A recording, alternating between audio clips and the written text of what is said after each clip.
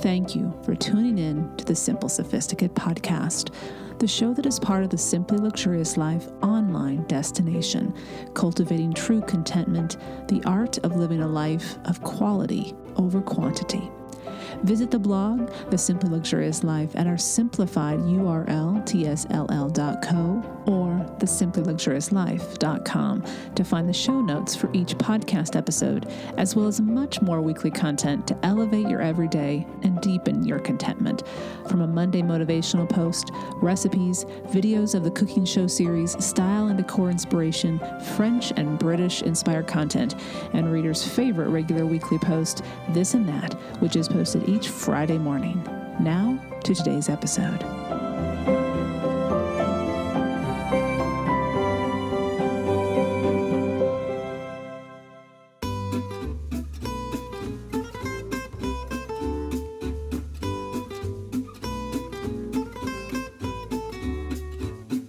Welcome to the Simple Sophisticate podcast, where intelligent living is paired with signature style. I'm your host, Shannon Ables.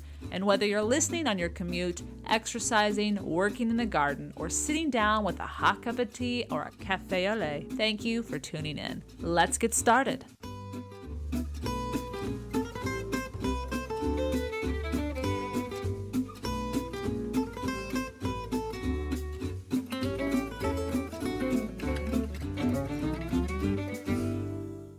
Welcome to the 363rd episode of the Simple Sophisticate, and welcome to the 8th annual French Week on the Simply Luxurious Life and here on the podcast.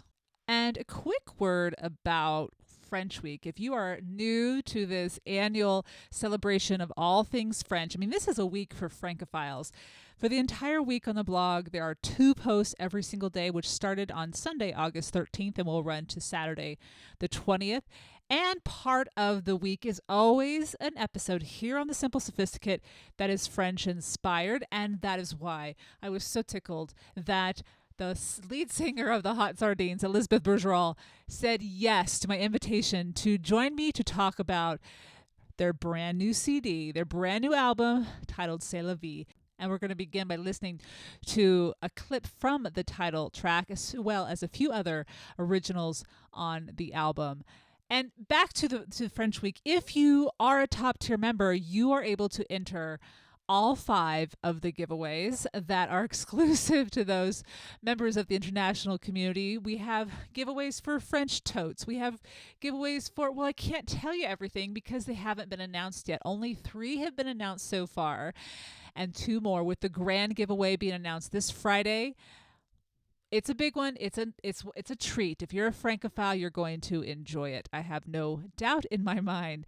So be sure to learn more about the many other benefits of becoming a top tier member. But even if you're not a top tier member, stop by and enjoy 5 free posts that you receive each month if you're not a member. But if you want to read all the posts, the non-exclusive and all the posts, you only have to pay $3 a month. And there are also guest passes for top tier membership if you want to dip your toes in the water and just try it for 1 month without any reoccurring payments. That's just for $10. Learn more at thesimplyluxuriouslife.com/member to learn more about all the different benefits, the different tiers, read testimonials from current members, and answer all your questions that you might have. And now to the interview with Elizabeth Bourgerol. You may remember, if you're a longtime listener, that back in 2017, Elizabeth joined me for episode 157. And we talked about the album that came out at that point, titled French Fries and Champagne, one of my favorite songs that the Hot Sardines have ever written, because Elizabeth wrote the lyrics to this song and created, is Wake Up in Paris. And today we're talking about their brand new album, which was released on August 4th. In fact, that was the day, as you'll hear as we begin our conversation, that we sat down to record this episode. And so our conversation is going to cover a wide breadth of content, but also very drilled down on jazz itself and France's appreciation for jazz, and how France and America have a shared Valentine that is through jazz. Through the discussion of some of the songs, we will talk about their meaning, and we'll also talk to Elizabeth about work-life balance. We'll talk about what it's like to be pregnant on stage and her response to the question about mom guilt. There is so much we're going to cover. Let's start at the top. The top being the title track of C'est La Vie. Il nous reste trop d'années à venir. Il nous reste trop d'espace pour nos souvenirs. Comment suivre son destin sans pouvoir le voir de loin, sans contexte, sans chemin? My guest today is a French-born jazz vocalist who calls Brooklyn, New York home. And Brooklyn, New York is where the band who she is the lead vocalist of, the Hot Sardines, began. It was 2011, over a shared love of jazz great Fats Waller, where the founders of the band, Elizabeth Bourgerol and Evan Palazzo, began playing at underground parties that quickly sparked a devoted following. The band will be playing at Carnegie Hall this coming April 2024. Their songs have been included in a recent Miramax film starring John Hamm and John Slattery, and Elizabeth herself has sang with actor and singer and overall entertainer Alan Cumming. The Hot Sardines offer classic jazz zhuzhed up for the modern ear, sharing originals as well as covers we all love, both in French and English. And with that, I am very, very happy to welcome back to this podcast, Elizabeth Bourgerol. Nice to see you, Shannon. So good to see you. And just by happenstance, we are chatting on the day that your new album of the Hot Sardines is being launched. C'est La Vie is released to the world today. How do you like that for timing? Congratulations. This is a beautiful album. I am so excited for you all. Thank you. So tell me how the week's been going launch-wise. How's it going? It's been great. It's been so heartening to, I'm sure you have experience with this, with all of your creative projects. You have something that's in your head for so long. And in this case, in my and Evan's head, Evan Palazzo, who I run the band with and who I made this, we created and produced this record together. It's in your head for so long, and then it's out in the world. And it's like your little baby. And then when people, say nice things about your baby, you feel very proud. Well, it's a joy. I'm so glad. I'm so glad. I want to talk about the title. So C'est La Vie is the title. Mm-hmm. And what's the inspiration for this? Because as you said, it sat in your heart for a while. You two worked on this during the pandemic. Mm-hmm. Where does the title come from?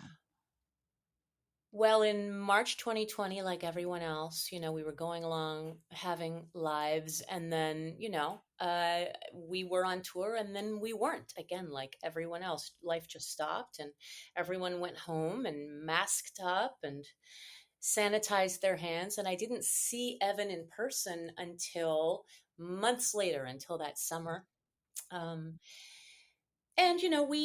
we are a band. We tour. We had been doing up to 190 dates a year in the years leading up to the pandemic, and so it was very much it was a hard stop. And when I did eventually see Evan, we hadn't been in the same, like I said, in the same room.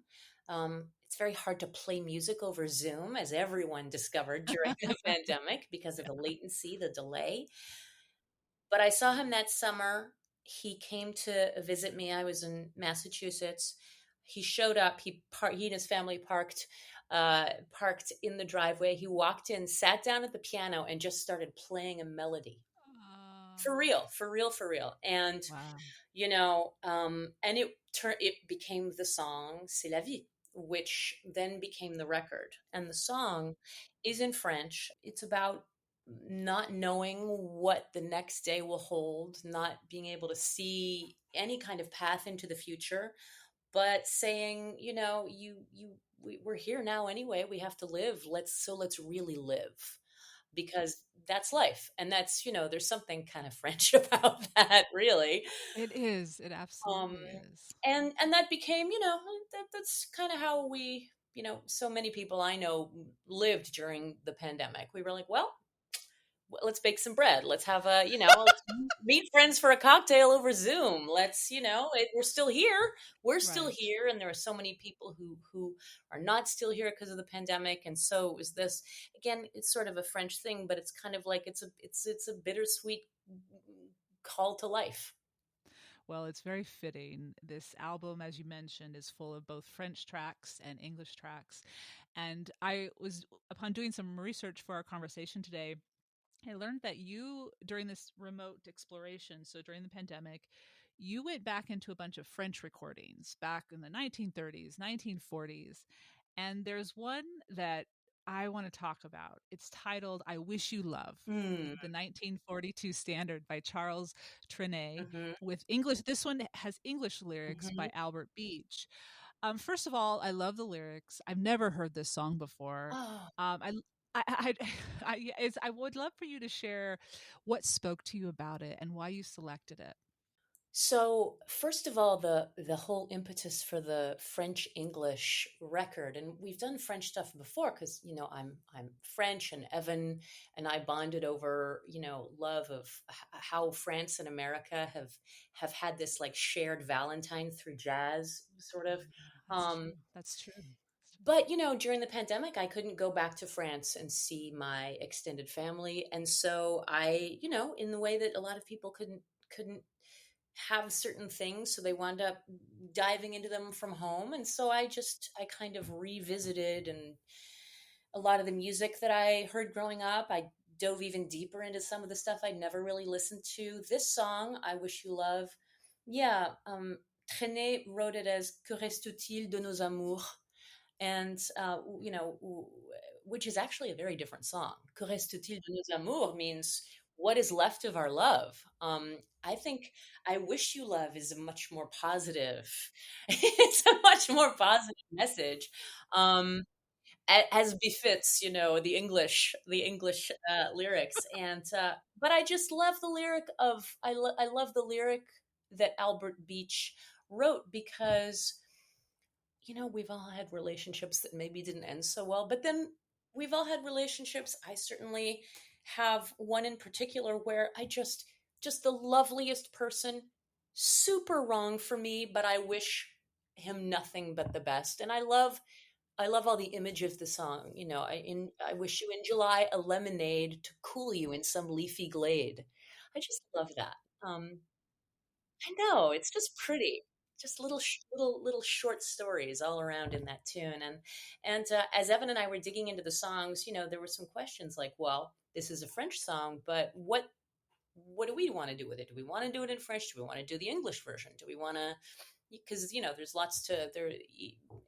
Each has its own appeal. Each has its own imagery. But then in the end, we settled on these specifically for the lyrics, because I think they're so beautiful. They're so beautiful. And as I was listening to it the first time, I was like, we just don't hear often enough, maybe perhaps, and maybe it's because of us coming out of the pandemic, this secure, heartwarming giving of something that is not working for you, as you just said, but I still wish you well. And we don't Yeah. hear enough of that well giving, of that humanity to humanity. And I appreciated that choice of tone to include it. And I think it fits the title of the album, and it brings everything kind of, it just fits Yeah. thematically with what you've created. It's Um, happier. It's yeah, it just is. happier. And it's a reflection of reality that you can go on, and each of us can, and it can still be a good, awesome relationship It for the can. time that it was meant to last. Yeah, I think Yeah. that's a Yeah. very good choice. Yeah. Well, and you mentioned, with regards to you're going back into the French songs that you grew up with. I would love to talk about your how you became interested in French, or just jazz in general. You're in France. I don't have to say the word French anymore because you're in France. What, when you were growing up, what was it that sparked your interest in jazz? What? How did that get to me? Yeah. How did? Yeah. Well, it's kind of a twofold thing. One, so my mom, Canadian from Toronto, her dad was actually a band leader in the sort of the tail end of the great band leading era. His name was Bobby Jimby, and he had, a dance orchestra that would play around, sort of a la Benny Goodman, that kind of vibe. And so he's the first person who introduced me to traditional jazz. He would play stuff for me, Louis Armstrong and a lot of Fats Waller and Billie Holiday. And on the other hand, growing up in France, what I really appreciate, especially now, having moved to the US, is the French really appreciate jazz on a very on a really deep level, and they also see it as just pop music. And Oh, interesting. and that is what it was when it was on the airwaves initially. It was just the pop of the time, and I don't know why, but in France it has really stayed pop. It's not. Has it? Okay. Yeah, it's not seen as sort of like, it feels like it's kind of over here and a little marginalized in the States. It feels like you're talking, when you say the word jazz, I kind of feel like sometimes it's a bad word, like people are a little scared of it. People will come up to us after shows sometimes and say, I hate jazz, but I love what you guys do. Or they'll say, or this is my other favorite, they'll be like, what do you call what you do? I'm like, it's What? jazz. It's traditional jazz or classic jazz, or, and in France, it's all kind of, like jazz was like when I was little, at the end of her life, Nina Simone was on the pop charts, Okay. not the jazz charts, the pop The pop chart. charts. The overall general Just the audience. charts. Got it. Yeah. Yeah. And so what was cool about that is I just grew up hearing it all the time. And it's interesting, when I moved to North America, I realized, oh, this is music you only find on rom-com soundtracks Oh my God. in America. But you're right. And that was, you led into the question. I was going to ask you, what's the differentiation between French and American jazz? And you spoke about the Valentine between the two. But thank you. You answered that question. It's interesting, right? Mainstream in France. It's not mainstream. That's a better way to put it. It is fully mainstream. It's fully mainstream in France, and and it's as a result of that, it doesn't scare people, I think. Yeah. I guess. Yeah, that's probably I true. guess. Yeah. It's a weird thing. I think I'll be spending the rest of my life trying to figure out what it is You're about converting jazz. America. What it is about jazz. Thank you, by the way, for doing that, because I am right on board with you. I'm following along with you. That's another reason I love the French culture, I guess. That's absolutely. Yeah. Oh, my goodness. I would love to talk about, there are songs on this album that were originally created and written by you and Evan, and one is Adieu l'Amour. It was you. It was you all the time.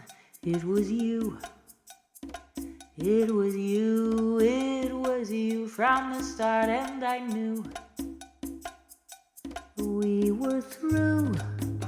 Our hearts in semaphore. Your lies had closed the door. Adieu l'amour. Can you talk us through the creation of this and how it came about? Sure. This is another one that I thought, I originally wrote it in French, and then I wanted to try writing it in English. We'd been approached by a director named Greg Mottola, who was directing a film called Confess Fletch with John Hamm and John Slattery. And he, as it turned out, had been a fan of the band for a while, had seen us live a bunch of times, and wanted to know if we were interested in creating some music for the movie, which was super exciting. He told us it was sort of like it's Fletch, if you've seen the Chevy Chase original, it's this investigative journalist who's on the trail of, white collar crime, and he was reprising this with an adaptation of one of the books in the Fletch series.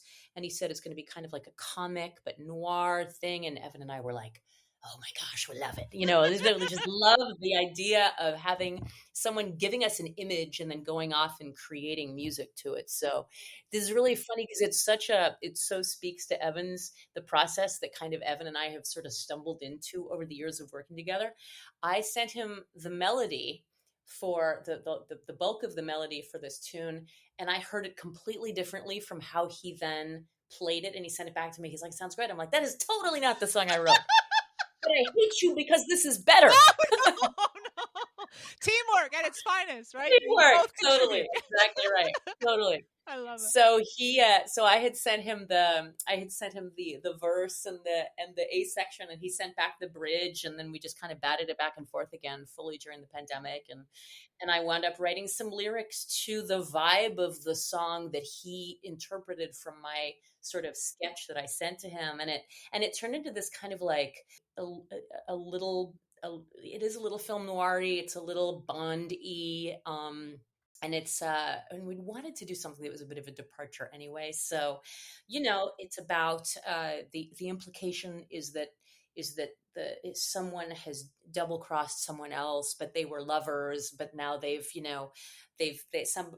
been a betrayal, and so even though the title is French, the song is in English, and adieu l'amour means goodbye love, goodbye to love, and the idea is that they were once a team, but then one double crossed the other, and now it's all over. It was so much fun to sing. Oh, was it? Oh, that's wonderful. Well, and you had other songs that were in this soundtrack that they chose, correct? Which Yeah, ones so and they're on the album too. they're on C'est La Vie, and one is called Let's Go, which is actually a recording of a tune we recorded some years ago on the Decca label, which is a bouncy tune about getting out of town, and really is basically what a New Yorker in a small apartment writes as a song when it's August and the air conditioning isn't working very well.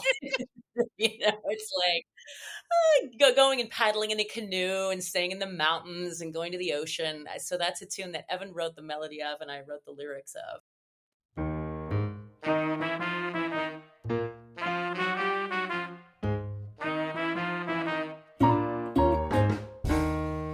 Why don't we get away to the ocean? No sweeter potion for love, dear. We'll dig for clams and scribble each other's name in the sand. I know a little shack with a back porch up in the mountains where fireflies usher evening in. I wonder where all those stars have been. And Greg again, the Confess Fletch director, asked if he could include that. And then another tune is "Meet Me at the Bottom of the Bottle," which appears in Confess Fletch in a scene at a sort of a waspy clam bake at a yacht club. And "Meet Me at the Bottom of the Bottle" is actually the first song I ever wrote. And Like ever, like in your entire, like ever? in my entire Songwriting career. Really? In my entire, I think when I was really little, I wrote like a very cheesy song because there was like a play at school and Snoopy and Lucy were getting married or something. So I might have written one song then. So I don't want to, but this is the first song. And it's on the soundtrack. That's and it's on, that's and awesome. It's in this film, and it's the protagonist of this. It's a drinking song, and I was inspired by songs like "One for My Baby," right? So that's in my mind. For me, the ultimate version of that is Frank Sinatra. It's 3 a.m, and he's sad because he's jilted lover who's confessing to the barkeep, his broken heart, or June Christie's record, Something Cool. I don't know if you know that one, but that's another great story song about someone who's at a bar spilling their heart and guts out to the bartender. And I kind of love those songs. And I think we've all, been at a bar, seen someone who's there alone, who doesn't necessarily look like they're on their phone or reading a book or something. And you kind of wonder, oftentimes those people seem like there's just every one of those is a short story, and I've always been curious. And so this was kind of my exploration of writing that short story for one of those people. And Greg really enjoyed that song, and so we created a version for him for the movie. Well, congratulations. I have not seen the film. Funny enough, that film popped up as something I should watch, one of those things that how the algorithms do. And I was like, I haven't watched that. That does look interesting. I'm watching that. I'm going to have watched it before this actually is posted on the middle of August. And you two made a cameo. You two have a cameo. Oh, the whole band. Oh, yeah, the whole band, is in it. Yeah. Oh, okay. The whole band is in it. I know we actually created the version of Moon River that's on the record was created for the film because there's a Moon River joke in the original Flesh movie that Greg wanted to reprise, and then there was an issue including Moon River from a publishing perspective, and so that scene got cut, which is unfortunate because it was done by professionals. My hair has never looked better in my life, including on my wedding day, than in that. I love it. Now I really want to see that scene. No, I know, right? Director's cut, just for the hair. No. Just for the hair. I told Greg, I'm like, when the director's cut happens, just let me know. But it was really fun. We got to go with the band and shoot it. It was a good time. Now we're going to take a quick intermission. Enough time for me to introduce you to two sponsors of today's episode. But when we come back, first we're going to talk about the first track in the album that sets what I feel is a wonderful tone for what is to come. But then we're going to go into more personal questions and talk to Elizabeth about being a mom and being a mom who loves her work and work that gives her life. Further our conversation about the topic of pursuing your passion project, which was the focal topic of our first conversation back in 2017. And of course, she is going to share another petit plaisir at the end of this episode. So don't go anywhere.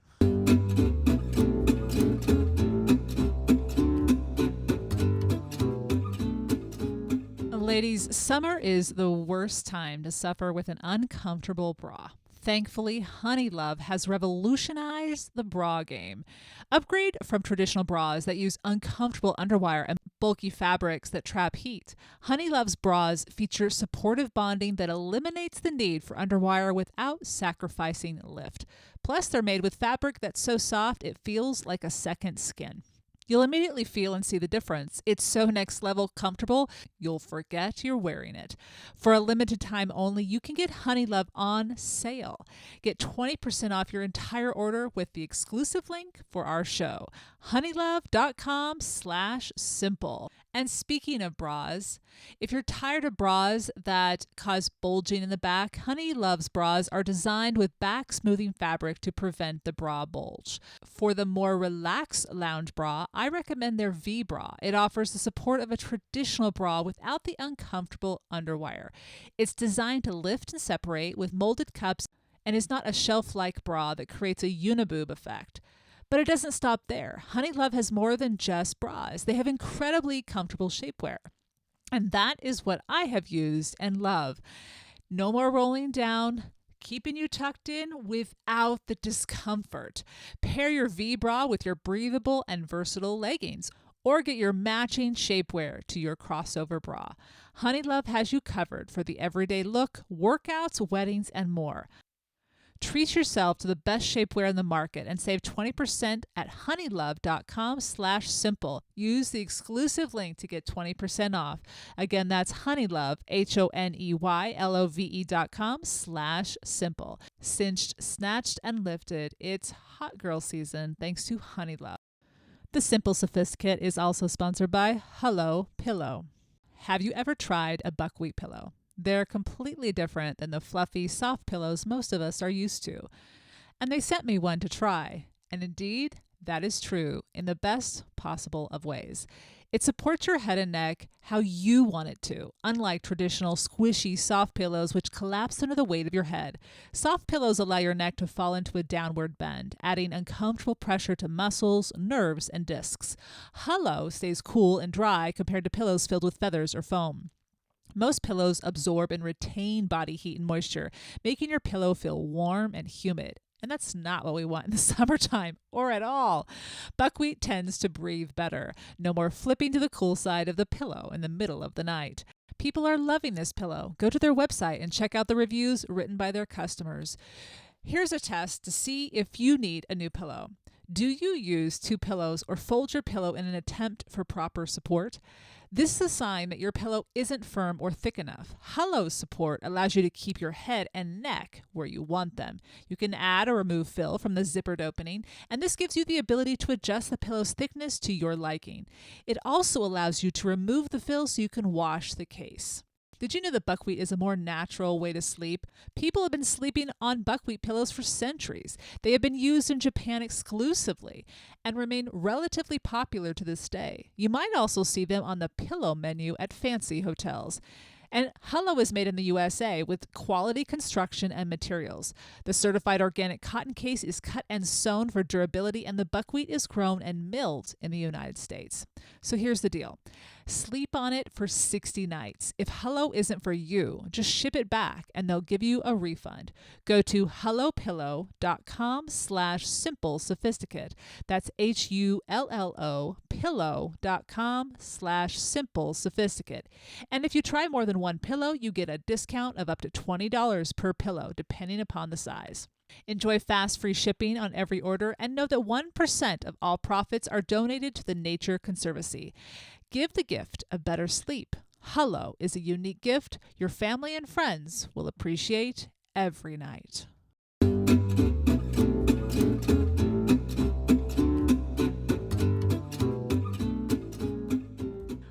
I want to talk about the opening track on your album, La Tendre, which is thank you.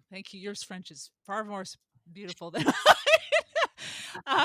this was a song originally written in 1938, and if I'm and I tried to do my lookup, I'm just going to attempt to translate this. I will wait, and then another part of the lyric is I will wait all day. Is that correct, or what is the English? Well, so it was actually originally written in Italian. Oh, okay. Wow. As a song called Tornerai.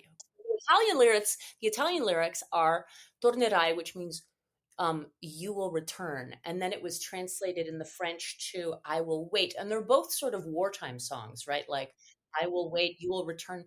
But I love the Italian versus French of that. The French are like, I will wait. And the Italians are like, you will return. Very adamant. I like that. I love it. More direct, more direct, like and threatening, just a little threatening. That's true. That's true. Just a little menacing, just to throw it in. Yeah, totally. This is a great bouncy tune. Or we created it as kind of a bounce. It's just a straight ahead hot jazz joint. We wanted to show off our. That's sort of the sort of Django Reinhardt side of what we, of our material. And I really like the way that one came out.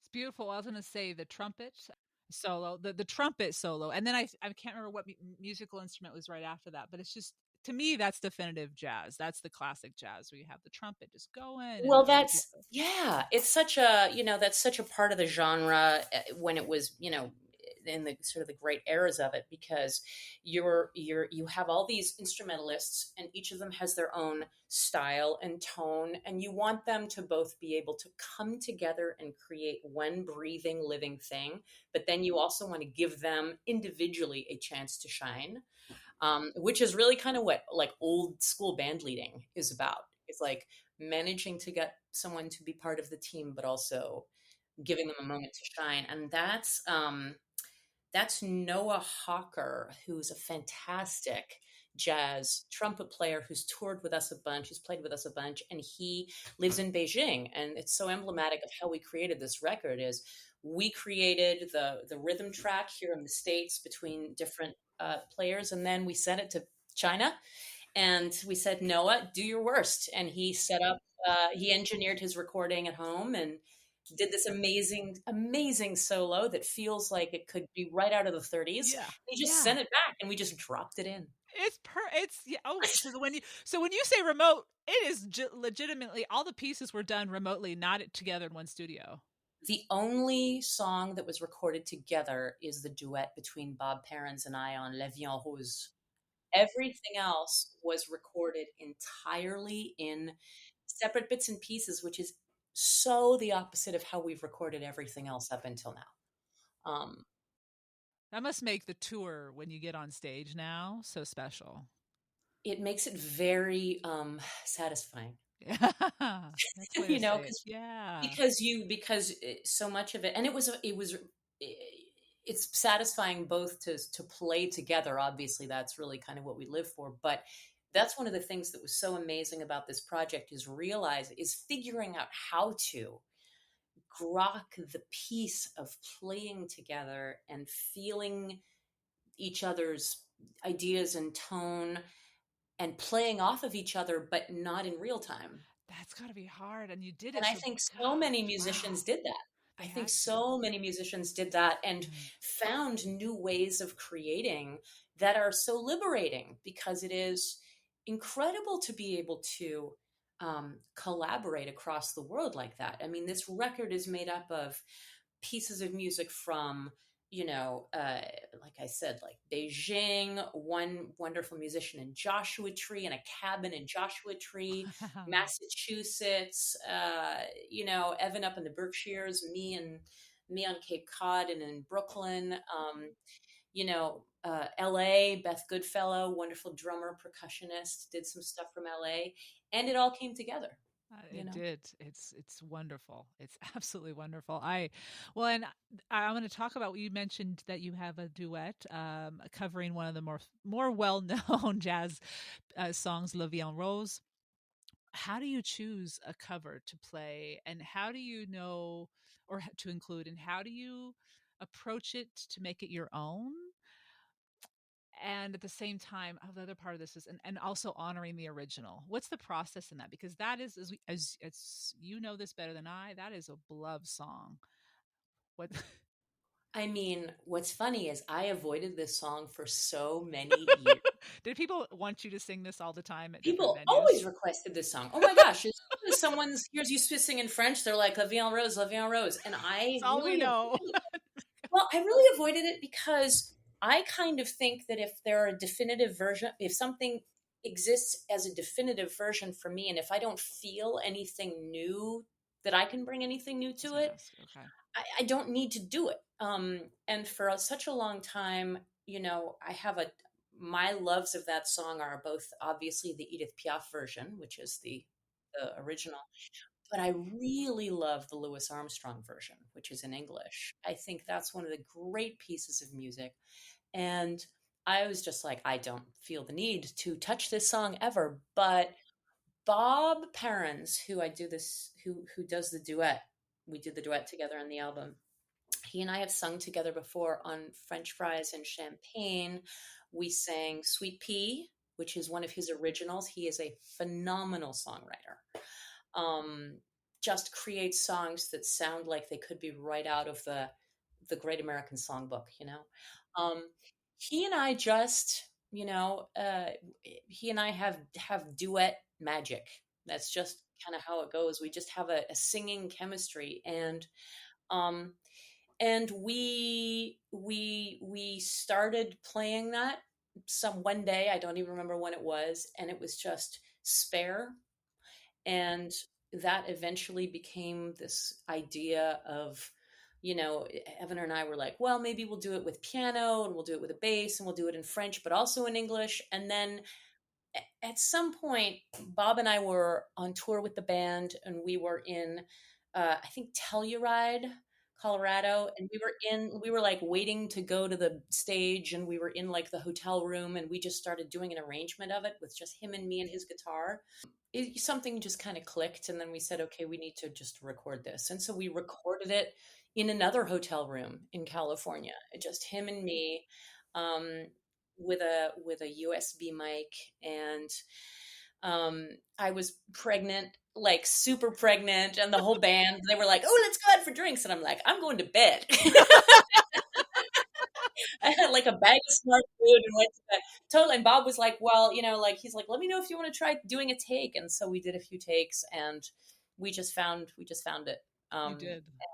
yeah, and it was liberating. I was like, I don't know if I want to sing this in French, and so we wound up doing it in English. And I think, I think that sits nicely on the sort of balance of French.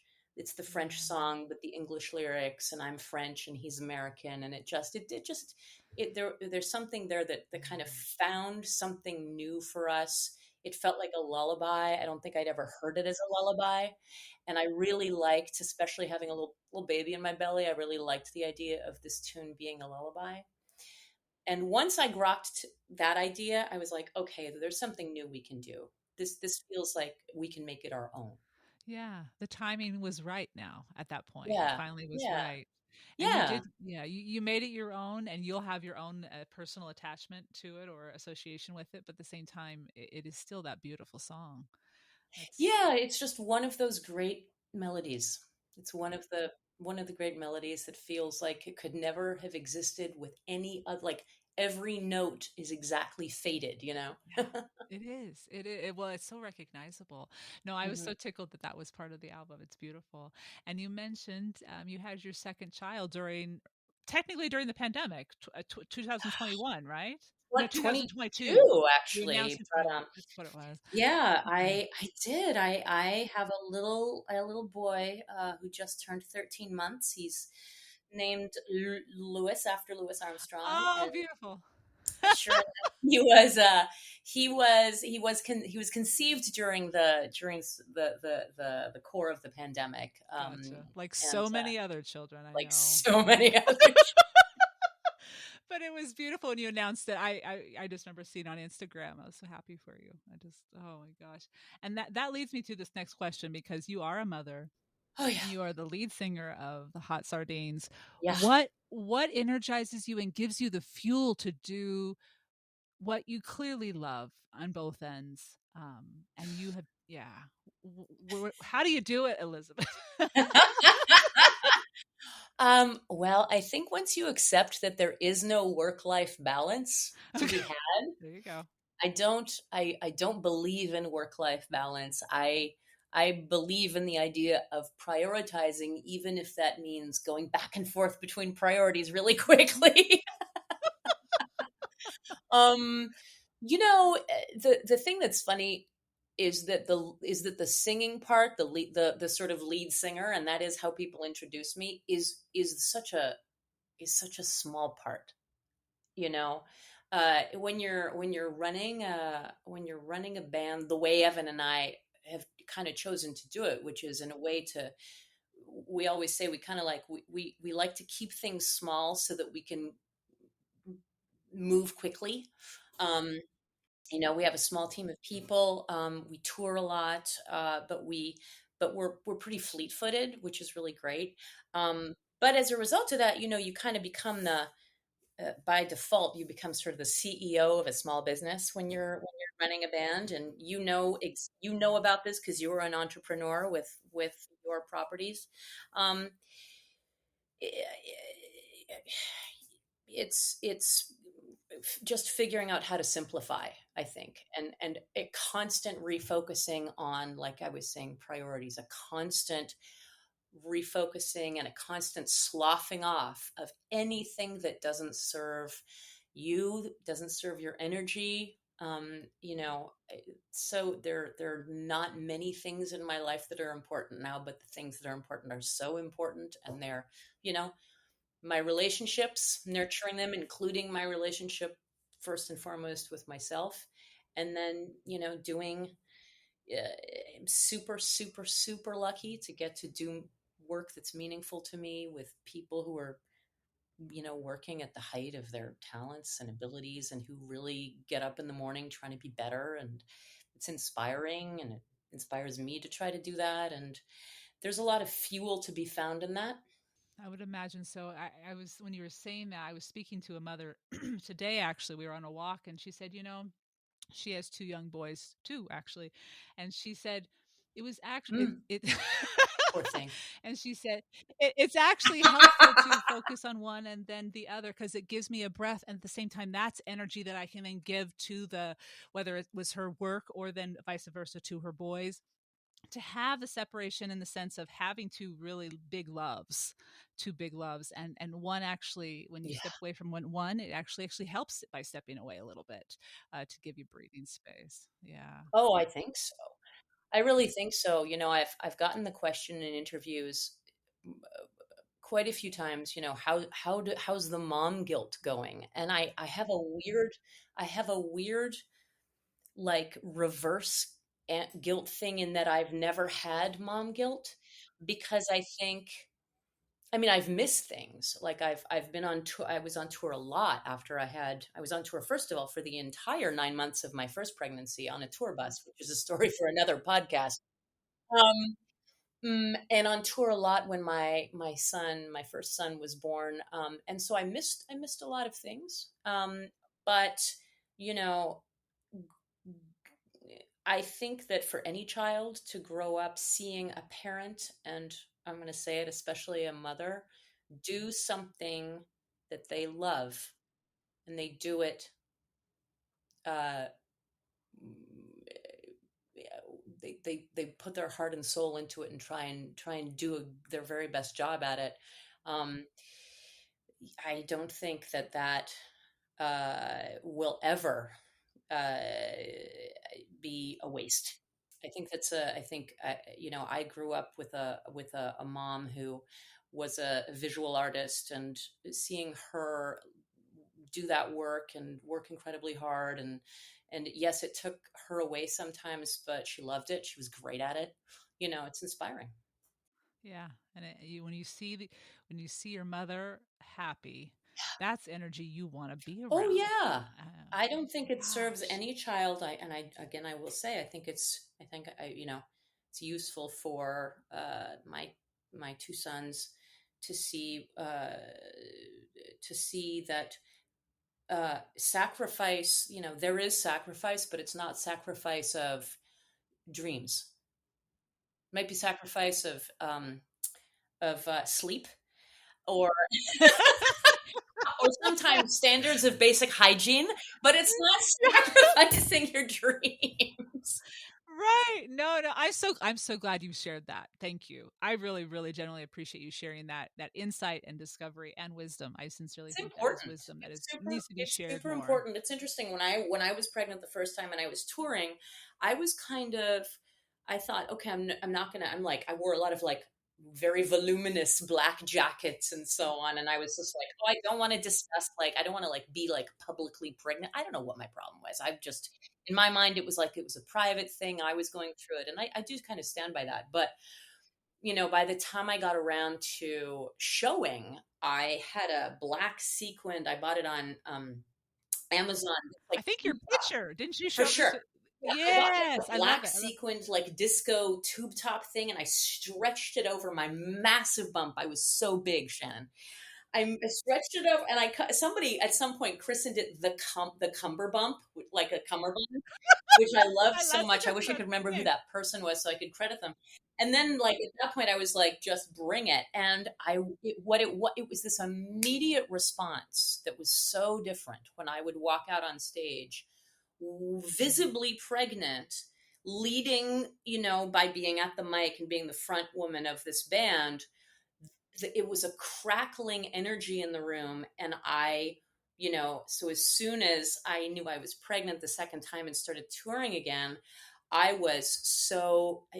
was something very empowering about being pregnant on stage. And again, I do think you're talking about, you know it's that sort of female energy on stage, someone who's a working artist, who's very clearly, you're touring, you're creating a live experience, you're a manager of people, and to see all that, and to see like the bump, I think that's if I was in the audience, I would look at that and I'd be like, I got to get up earlier tomorrow.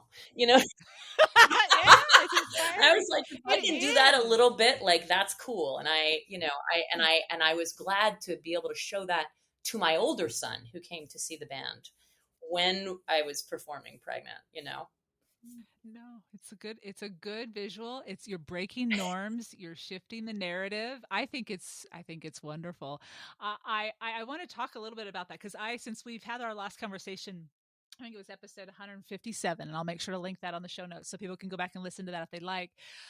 Since we spoke, I've had the opportunity to watch you in person perform with the band on stage, and just to let listeners know who haven't had this opportunity, you own that stage, and you, as you said, you're managing it, you're directing it, you're giving all the musicians their spotlight, you're making sure that everyone not included, and it's more than that. It's everyone is given the opportunity to share how they contribute, because this is a group performance. But I want to talk about you for a minute, so I might embarrass you. Just sit It back is. and And listen to I me. will say very quickly, Evan leads the band on stage in terms of throwing solos to people and so on. Okay, And he's a solo.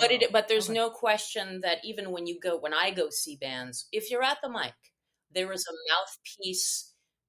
If you're the mouthpiece, you are sort of the catalyst by default, and it's an exciting place to be. Is it? I was going to ask you how you like Yeah, that. it is. It's terrifying. It's pressure filled, but it is when the energy is going, it's exciting. Anyway, I'm No, sorry I no, it's interrupted. great energy, and you Yeah. seem so natural and at ease doing it. No, and I want to talk about you for a bit because we talked in our last episode together about this being your passion project, and how there's no knowns necessarily, but you're stepping into what you love, and so it's the stepping fully into your passion. And so as a vocalist, your voice has a depth. If people haven't listened to your voice, and I'll be playing some tracks during this episode, so they'll be able to hear you. If they haven't heard your voice, it has a depth as well as a breadth of range that lends itself to exploring so many different lyrical forms. And the raspy, unique tone is made for jazz. I mean, you were born to sing this this music, and it Oh, has to be. And what you also do with this is there's playfulness here, but you can also be melancholy and loving. We've talked about all sorts of different songs today that encompass that. But having, as I mentioned, seen you perform and the band perform in Portland, it was a handful of years ago at the Arlene Schnitzer Hall.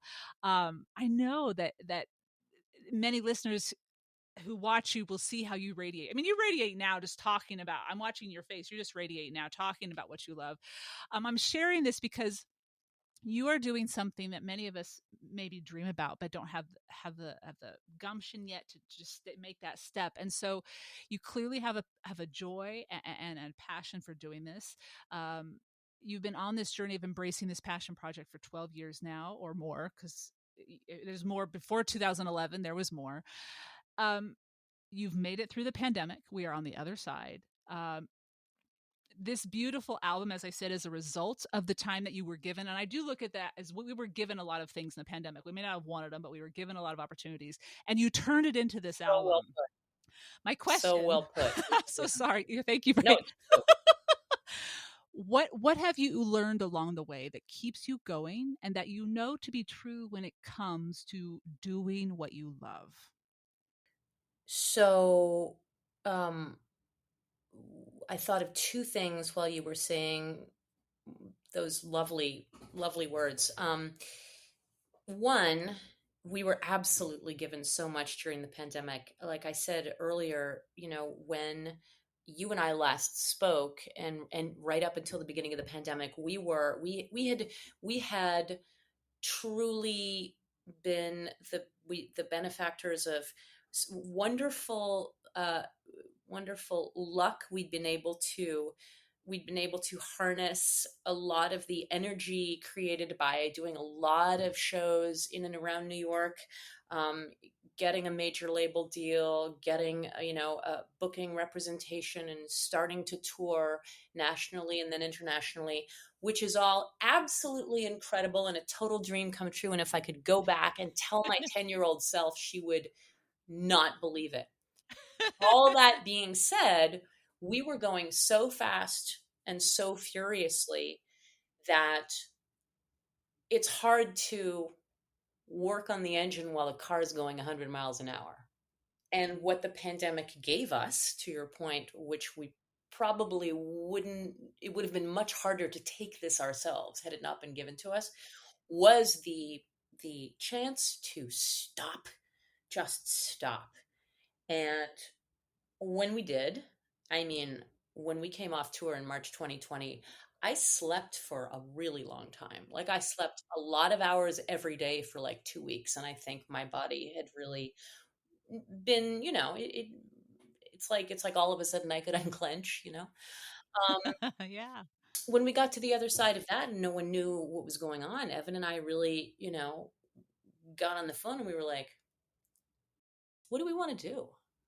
Because when we met, and we were geeking out about this music together, there was no pressure. There were no gigs. There was like the first couple of years we knew each other, we would see each other every like 4 months and like do a song in his living room. And that was just kind of it, but it was super fun. Like we would mostly sit around, drink like Evan's incredible Bloody Marys and talk about like how awesome Fats Waller is and like geek out on stuff. But there wasn't like all of a sudden, oh gosh, we're running a thing and this thing started running us to some extent. So we got to go back to like what we really, what kind of fueled us at the beginning, which is when we were gigging, but at the very beginning, and it was just kind of him and me.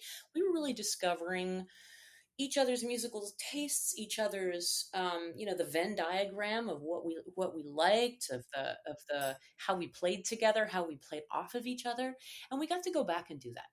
And that was really such a gift, especially since we both were healthy. We did not get COVID at the very beginning. Our families were healthy. We had, you know, a roof over our heads, and we were able to take a moment, which was very necessary.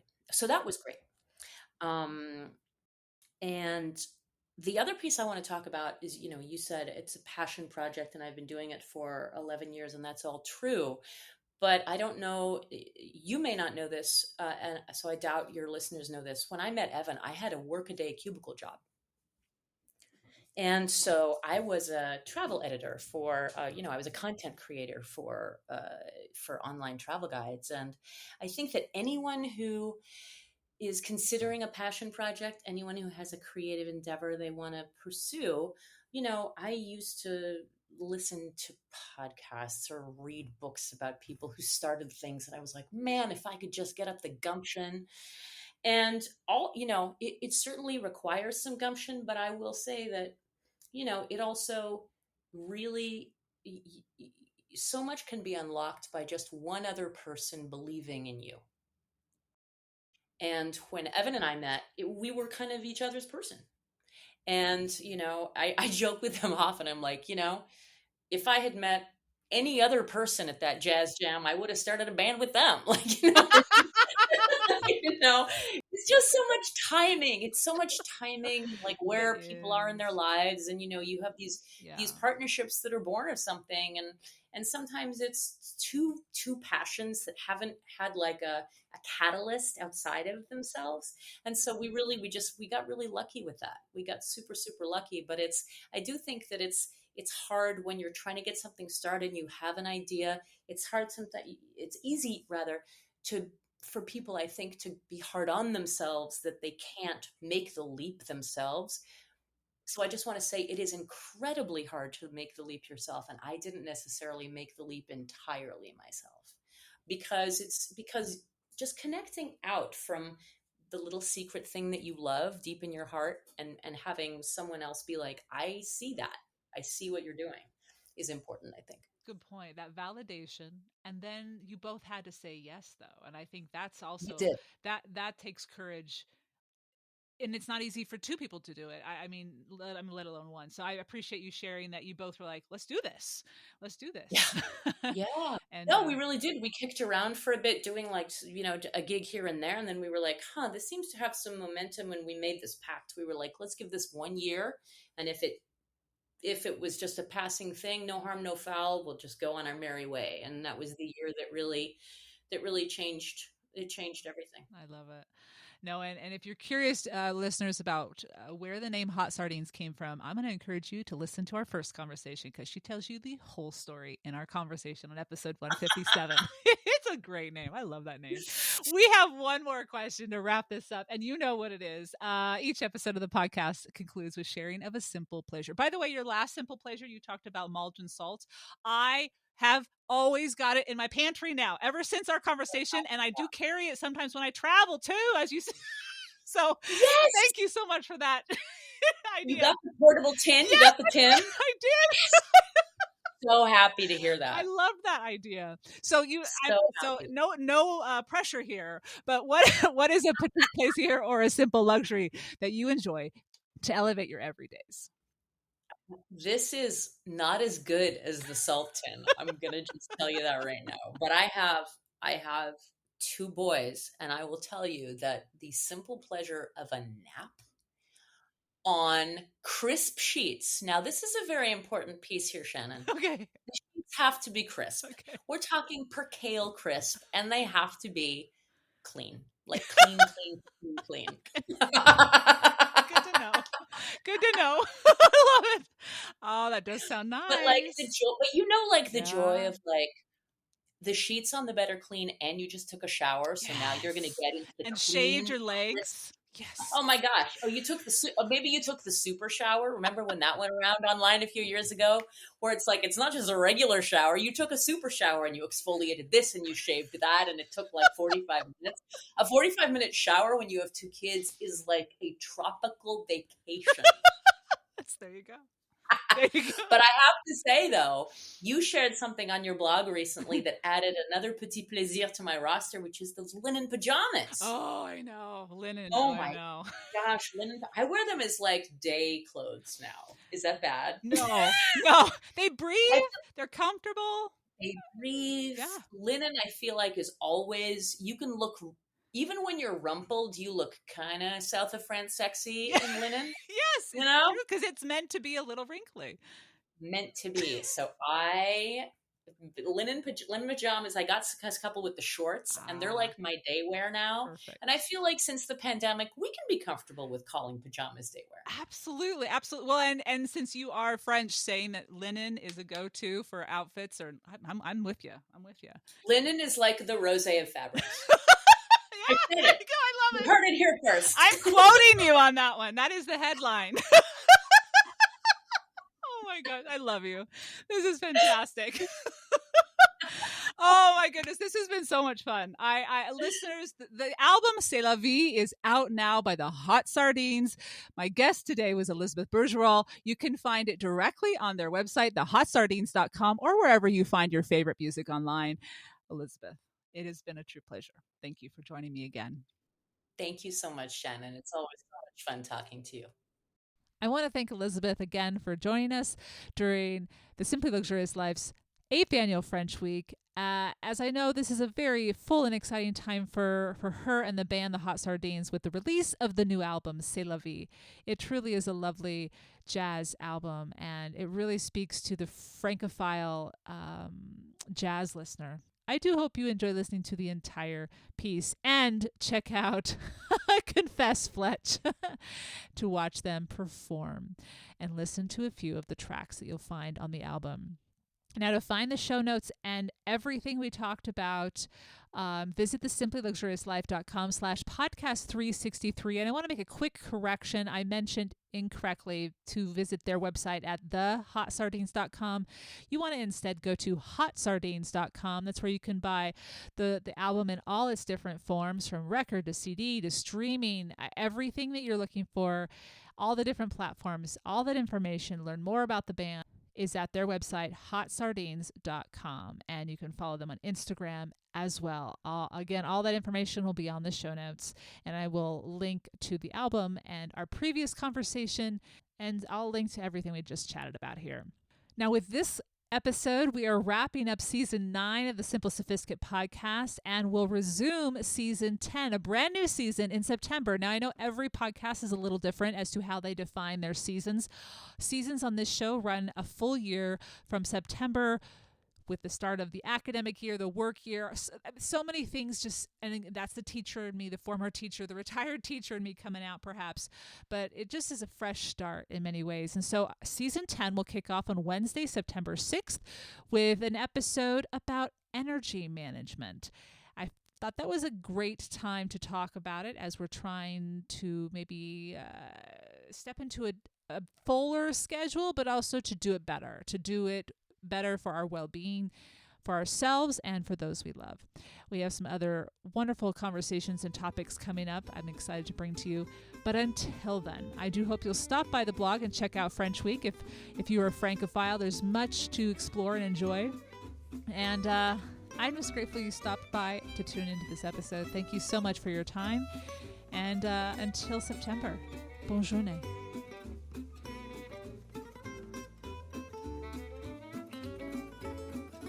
Thank you for tuning in to the Simple Sophisticate podcast, where intelligent living is paired with signature style. For more ideas and inspiration throughout the week, visit the blog, The Simply Luxurious Life, with the shortened URL tsll.co or thesimplyluxuriouslife.com. For more in-depth exploration of how to cultivate your own unique, simply luxurious life, pick up my new book, which became both a bestseller and #1 new release in France Travel, The Road to Le Papillon, Daily Meditations on True Contentment. Available in all 4 formats for your preferred reading or listening. My first book, titled Choosing the Simply Luxurious Life, and my second book, Living the Simply Luxurious Life, are also available in each of the 4 formats. Readers can now join the more intimate The Simply Luxurious Life international community by becoming members of the blog, which offers the benefits of ad-free reading site-wide, unlimited access and exclusive access to content on the blog, such as the monthly A Couple Moments with Shannon video chat, tours of my home Le Papillon, the monthly What Made Me Smile post, and monthly Ponderings post, as well as the exclusive opportunity to enter all of the giveaways during the annual French and British weeks. To stay caught up on all things Simply Luxurious, the podcast, blog post, the cooking show, and receive exclusive news, as well as an extra dose of inspiration to jumpstart each new month, subscribe to the Simply Luxurious Life's free monthly newsletter, arriving on the last day of each month in your inbox. There is also a weekly newsletter, which is also free, and arrives each Friday to keep you caught up on the recent weekly posts on the blog. Enjoy with a hot cuppa or cup of morning coffee, and stay in the know about all things simply luxurious. Look for 2 new episodes of this podcast on the 1st and 3rd Wednesday of each month. And until next time, I'm your host, Shannon Ables. Thank you for tuning in. Bonne journée.